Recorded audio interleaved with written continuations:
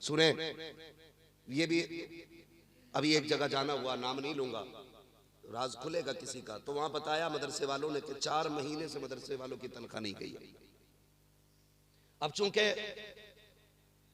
कारी नौशाद साहब सफर सब में रहते हैं, मजार मिल जाता है, कहीं तो हाजिरी भी होती है, तो कुछ मजारों पे जाना हुआ, गोला कितनी ऊंची थी हजरत, और इतनी मतलब उसकी चौड़ाई थी और इतनी लंबाई होती, ज्यादा ही होती इससे। उसमें इतने नोट थे कि लोग लकड़ियों से धकेल लेते, और शीशा लगा था उसमें, ऐसा नहीं कि साहब वो नोट ही नहीं गुजरा, वो फुल भरी थी, है ना? कोई मसला तो नहीं भाई? अगर हो तो टेंशन नहीं है, पाए मोरा लंग ने मुल्क खुदा तंग ने। सूफी मुंशी तालिब मियां साहब कबला बैठे, अल्लाह का शुक्र है, अल्लाह ऐसे 4-5 सूफी और पैदा करे जो कौम को सही मंजिल की निशानदही करे। हजरत अक्सर मुझसे कहते हैं कि जब भी बोलना सच बोलना, बात कड़वी लगे या मीठी लगे, कहना हक बात, और यही आदत हजरत की भी है। मैंने देखा बड़े बड़े जलसों में कभी कभी बड़ी बड़ी पगड़ी वालों पे भी ठंडा कर दिया, पगड़ी वालों का भी जोश खरोश, इसलिए कि लिमिट में मसला रहना चाहिए। तो होता क्या, तो उसमें ठूस रहे गोलक में।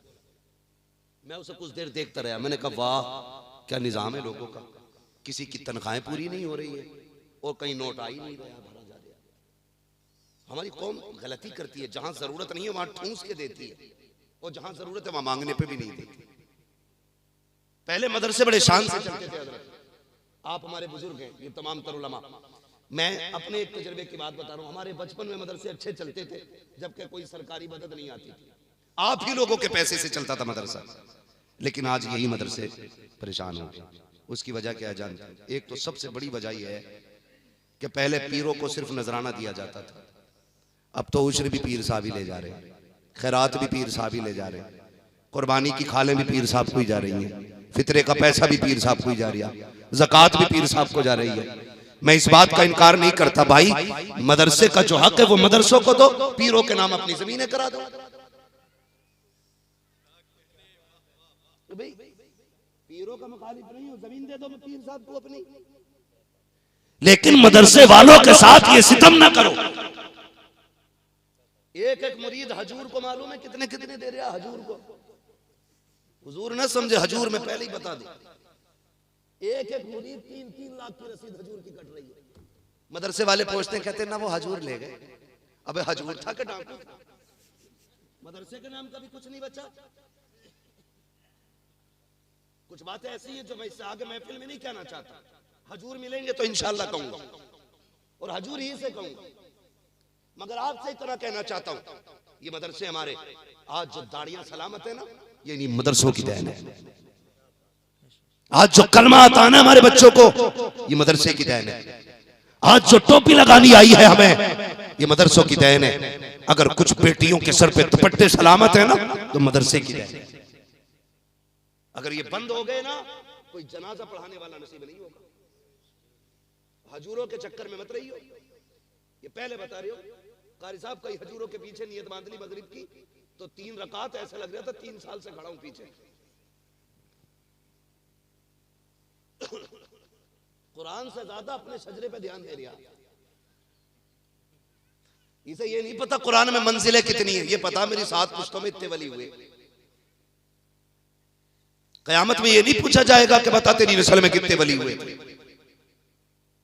पिदरम सुल्तान बूथ के नारों से कुछ नहीं होना। तू बता तू क्या है,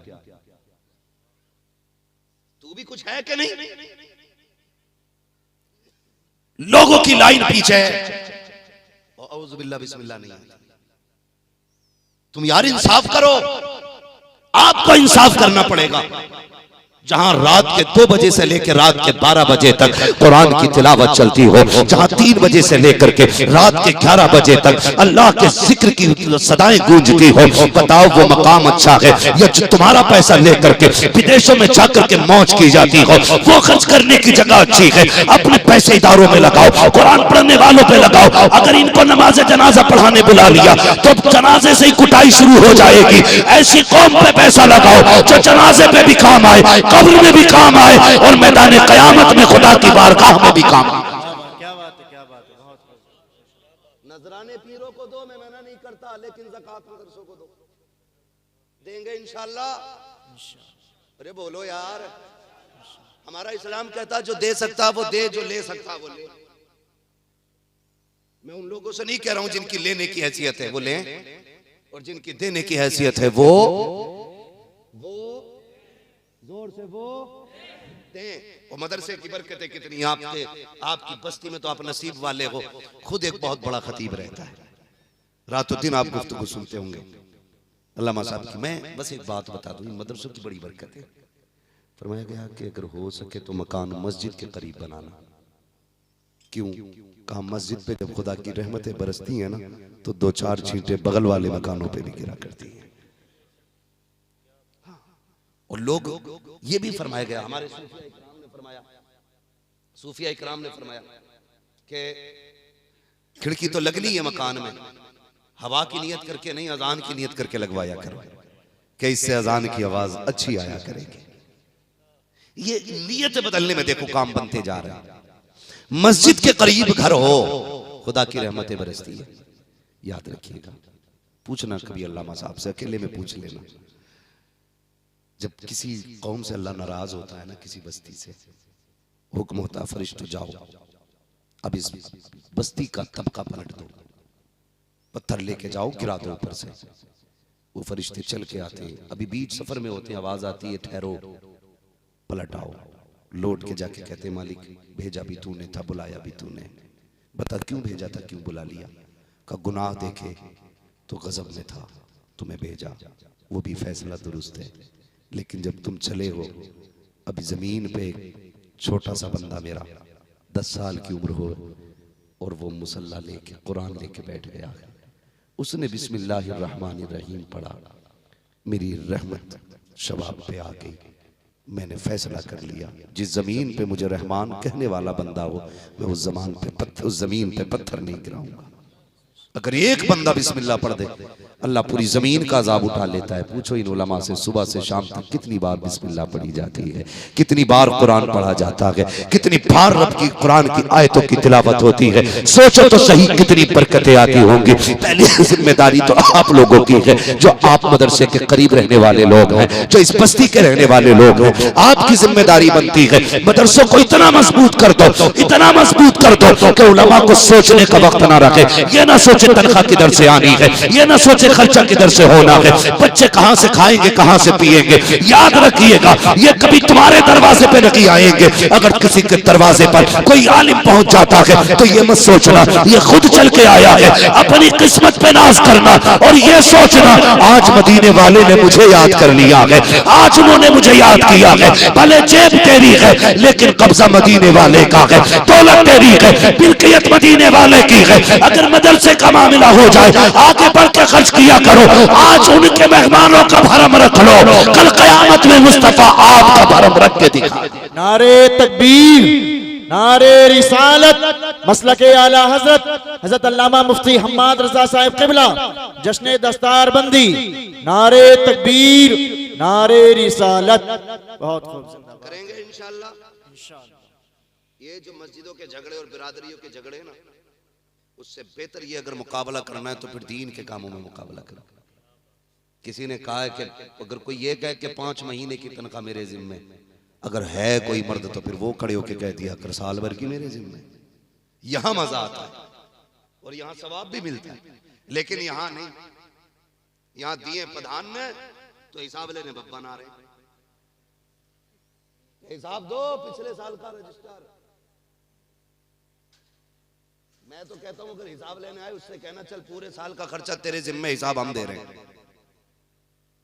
10 रुपए दे के बंदा हिसाब लेता है। सुनो, हिसाब का एक दिन मुकर्रर है, हिसाब अल्लाह लेगा, आपसे भी, हमसे भी और सबसे। आज हम अपना काम करें, ये अपना काम करें, हिसाब उस दिन होना है। आप हिसाब में पड़ेंगे तो मसला बेहिसाब हो जाएगा। तो ऐसे पीरों से बचे जो हर 3 महीने में घूमने आ रहे हैं और खाल भी ले जा रहे हैं। ऐसा पीर मिले तो अल्लाह तौफीक दे तो खाल का जुब्बा सिलवा दे, हुजूर यही पहनो आप, मदरसे कंगाल कर दिए लोग। हाँ हजरत जी तकलीफ हो रही है, गोलक भरी पड़ी है।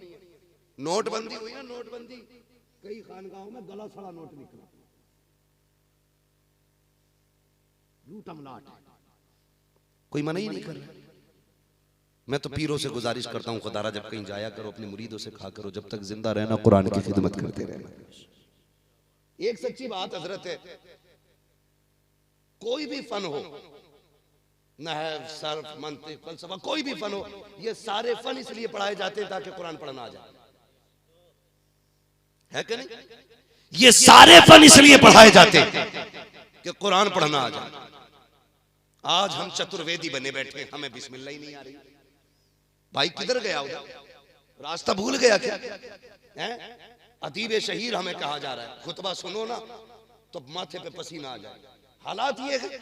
ओ भाई असल कुरान है तो वक्त कुरान को दिया करो। हमने भी नाइंसाफी की है, जो आता है खतीब को पैसा देता है, जो आता है शायर को पैसा देता है। हमने निजाम बदल के रख दिया है। क्या कि अच्छा होता जितने खतीब होने चाहिए, जितने नकीब हो, जितने जितने शायर होने चाहिए, उतने की कारी होने चाहिए, उतने की ताली होनी चाहिए। और होना ये चाहिए, पहले तिलावत होनी चाहिए, फिर नात होनी चाहिए, फिर तकरीर होनी चाहिए, फिर तिलावत होनी चाहिए, फिर नात होनी चाहिए, फिर तकरीर होनी चाहिए। और टूट टूट के पैसे देने वालों, जितना शोरा पे लुटाते हो, खुतबा पे लुटाते हो, उतना की तिलावत करने वालों पे लुटाओ, ताकि बच्चों को पता चले सिर्फ तकरीर करने वाले को पैसा नहीं मिलता, नात पढ़ने वाले को पैसा नहीं मिलता। अगर कुरान पढ़ो तो कुरान पढ़ने वाले को भी पैसा मिला। गरीब तो हमने बनाया ना कुरान वालों को। बच्चा भी हिसाब लगा लेता, रमजान में एक ही बार मिलने 30 मिल जाए, 40 मिल जाए, उसके अलावा तो मिलना ही नहीं। शौक पैदा करो, कुरान की तिलावत की महफिलें रखा करो आप लोग, वरना कुरान के अंदर वो कमाल रखा है अल्लाह ने। अगर अच्छा कारी अच्छी आवाज में समंदर के किनारे पढ़ते खड़े होके तो लहरें रुक जाया करती है। ये कुरान है। अगर यकीन ना हो तो पढ़ो तारीख, जब मेरा नबी कुरान पढ़ता था तो जो गालियां देते थे, बुरा भला कहते थे, वो छुप छुप के हुजूर की तिलावत सुना करते थे। ये भी तारीख है। पूरी काबीना बैठ जाती थी हुजूर के खिलाफ, अबू जहल, उतबा, शैबा बड़े बड़े बैठ जाते थे। ओ भाई उनकी बात नहीं सुननी। अबू जहल कहने लगा सुनो भाई एक चीज पर रोकथाम करो। कहा क्योंकि सुना है वो कुरान पढ़ते हैं तो हमारी पार्टी के लोग कुरान सुनने जा रहे हैं, रोको वरना उधर ही चले जाएंगे लोग। तो बड़े बड़े लोगों ने मशवरा किया कि हाँ किसी को नहीं जाने देंगे। लेकिन जब ईशा का वक्त आया, महबूब ने कुरान पढ़ना शुरू किया तो जानते हो जिन्होंने पाबंदियां लगाई थी वही चेहरे छुपा के सारे कुरान सुन रहे थे। एक दूसरे को देख के भाग लगा दी। और एक तो अबू जहल उतबा से छुप के भागा, उतबा शैबा से छुप के भागा, एक दूसरे से छुप के भाग रहे थे ये कहीं देख ना ले। लेकिन भागे ना तो एक साथ ही भागे और एक ही चौक में एक दूसरे से जाके मिल गए। किधर से आ रहा है? कहा नहीं बस यही था। कहा झूठ ना बोल, कभी वहां से कुरान सुन के नहीं आ रहा है? कहा मैंने भी तो तुझे देखा था, तू भी वही कुरान सुनने गया था। बातें होने लगी, यार तू भी गया था, तू भी गया था, बता गया क्यों था? अबू जहल ने कहा यार जब मोहम्मद कुरान पढ़ते हैं इतना प्यारा पढ़ते हैं कि तबीयत मानती नहीं है, कहीं भी हो खिंच के उनकी तरफ चला जाना पड़ता। नारे तकबीर, नारे रिसालत, अज़मत कुरान, जश्न दस्तारबंदी। कड़वी सच्चाई है, हम कुरान की बरकतों से महरूम हो चुके हैं। लज्जत ही नहीं रहेगी हमारी समाज में क्योंकि हमने कुरान की बरकतें छोड़ दी। अभी कोई खड़ा हो बांसुरी बजा दे, एक शायद करे उसके बाद करे कहो सुभान अल्लाह, मैंने पीछे से कह दिया, मैंने कौन सा कमाल कर दिया सुभान अल्लाह कहने वाला। ये ढंग है हमारा भाई। मैं आपको बताऊं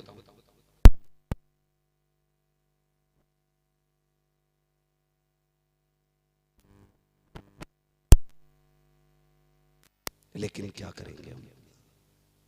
हमारी फ्रिज पे रोज पोछा लग रहा है, वॉशिंग मशीन साफ हो,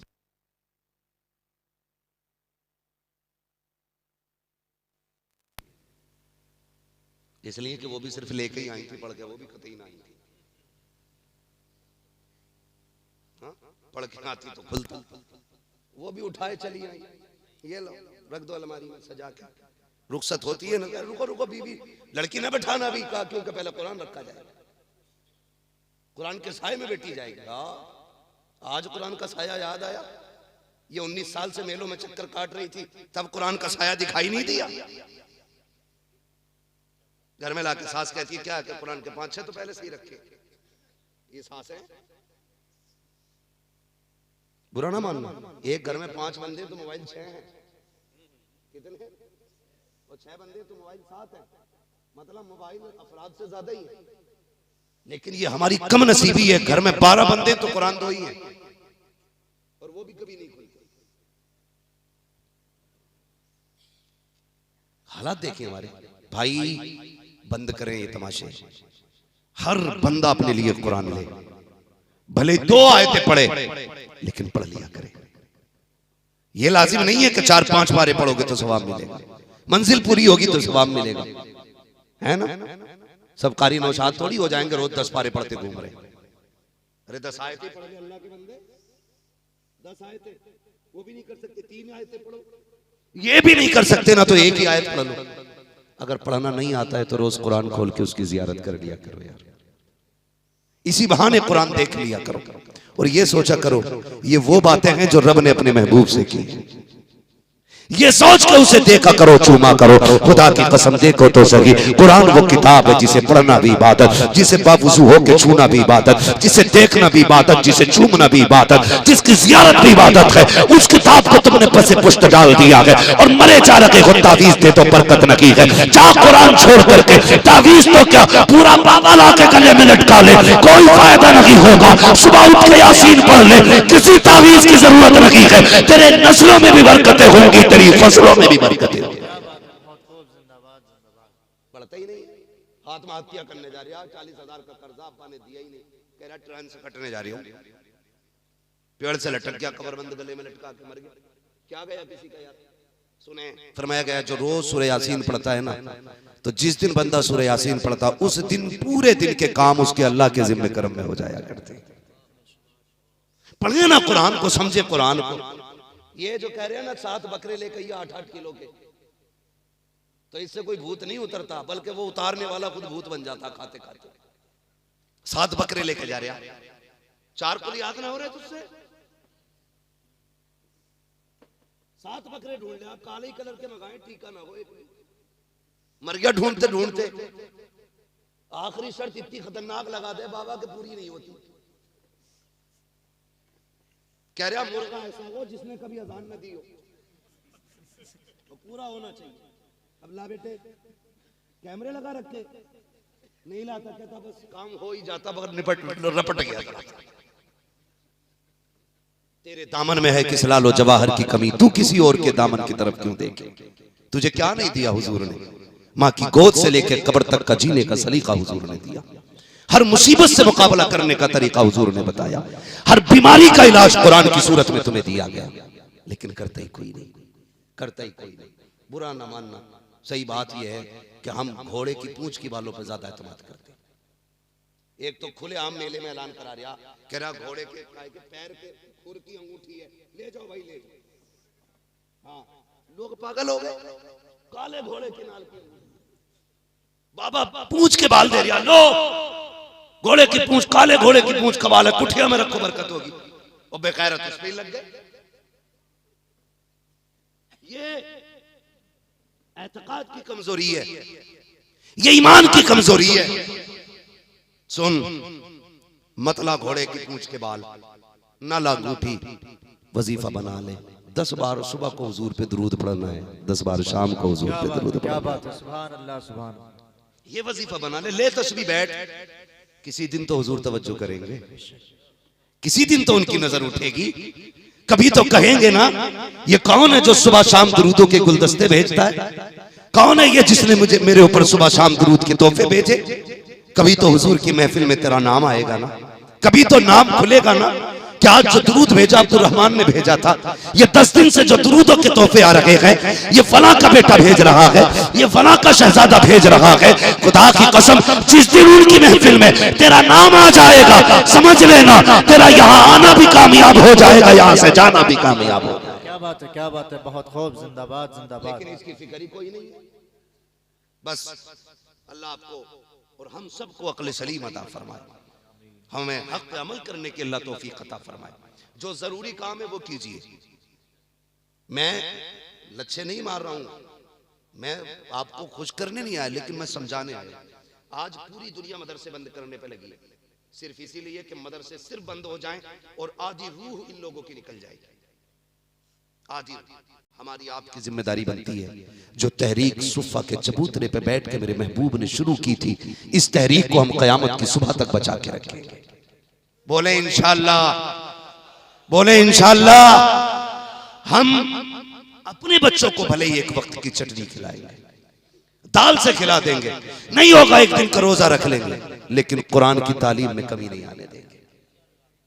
करेंगे इंशाअल्लाह ऐसा ही। मैं अक्सर ऐसे नौजवानों को जानता हूं, अब नौजवानों में अल्लाह का शुक्र है बड़ी बेदारी नजर आती है। कई नौजवान भाई ऐसे भी हैं कि जो अपनी महीने की इनकम में से कुछ हिस्सा निकाल के मदरसे पहुंचाया करते हैं, कहते हैं कि इससे कुरान वालों का खाना चलेगा, इससे नाश्ते का, ये मेरी तरफ से मदरसे के मदरसीन की तनख्वाह का। खुदा की कसम सबसे बड़ी बैंक यही है, जो तुम उसमें डालोगे SBI में या किसी भी बैंक में डालोगे, वो कोई भी लेके भाग सकती है और कहीं भी गायब हो सकता है।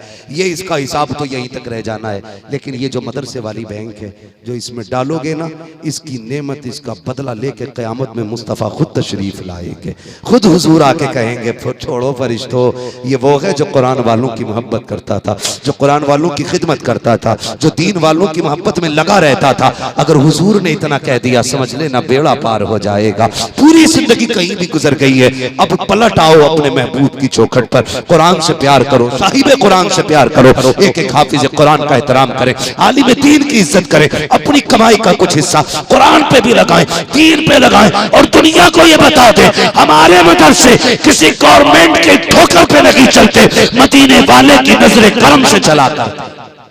यही कोशिश करनी है और हर शख्स का ये नजरिया होना चाहिए। यही है आरज़ू, तालीम कुरान हो जाए, हर एक परचम से ऊंचा परचम इस्लाम हो जाए, हर एक परचम से ऊंचा परचम।